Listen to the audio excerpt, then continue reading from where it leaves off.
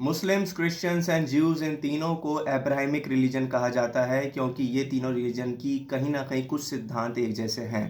बात रही यहूदियों की तो इनका परसिक्यूशन रोमन्स के टाइम से स्टार्ट हो चुका था। चाहे से रोमन्स हों, क्रूसेड्स हों, रशियंस हों, ऑटोमन्स हों या फिर नाजी जर्मनी हो, इन सभी ने मिलकर यहूदियों का पर बहुत ज़्यादा अत्याचार किए थे। अब जब यहूदियों पर अत्याचार हो रहे थे तो उस समय ब्रिटेन ने एक आशा की किरण दी यहूदियों को 1917 के बैलफोर डिक्लेरेशन के अंदर, और 1948 के अंदर इसराइल को एक इंडिपेंडेंट स्टेट के रूप में रिकॉग्नाइज किया गया। जब ये इसराइल इंडिपेंडेंट स्टेट के रूप में रिकॉग्नाइज किया तो कुछ अरब नेशंस ने इसका विरोध किया और इसराइल पे वॉर डिक्लेयर कर दिया।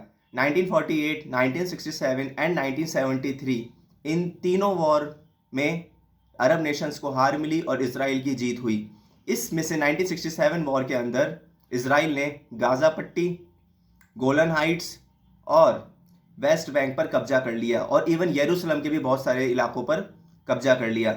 बात रही अगर जेरूसलम की या यरूशलेम की, इस पे तीनों धर्म अब्राहमिक रिलीजन के जो महत्वपूर्ण रिलीजियस प्लेसेस हैं वो हैं, चाहे से वो अल-अक्सा मॉस्क हो मुस्लिम्स की, या वो क्रिश्चियंस की वहाँ पे चर्च हो, या फिर होली वॉल हो यहूदियों की। ये तीनों ही धार्मिक स्थल यरूशलेम के अंदर हैं।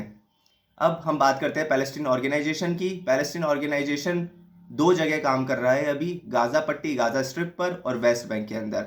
अभी जो रिसेंटली जो अभी लड़ाई चल रही है वो चल रही है गाज़ा पट्टी के अंदर, और गाज़ा पट्टी पर जो लड़ाई चल रही है उसमें पैलेस्टीन ऑर्गेनाइजेशन पर जो कब्जा कर लिया है वो हमास ने कब्जा कर लिया है, जो कि एक डिक्लेयर्ड टेररिस्ट ऑर्गेनाइजेशन है वेस्ट नेशंस के द्वारा।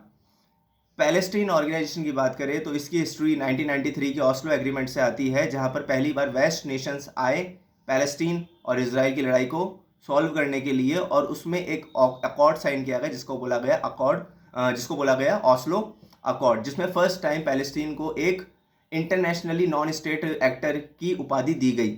अभी पैलेस्टीन जो ऑर्गेनाइजेशन है वो यूनेस्को के द्वारा रिकॉग्नाइज्ड है और यूनाइटेड नेशंस के अंदर इसका ऑब्जर्वर स्टेटस है, पर पैलेस्टीन को फुली रिकॉग्नाइज नहीं किया गया है।